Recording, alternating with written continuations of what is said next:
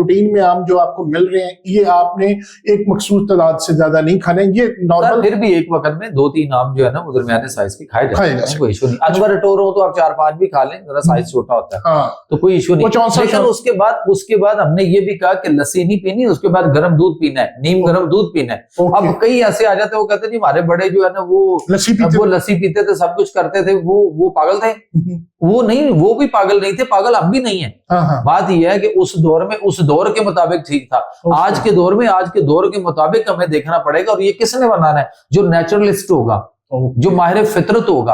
अब माहिर फितरत एक बंदा आपको होके बात करता है, और एक बंदा जो है वो फितरत को समझता ही नहीं है, तो दोनों में फर्क तो है। जी बिल्कुल।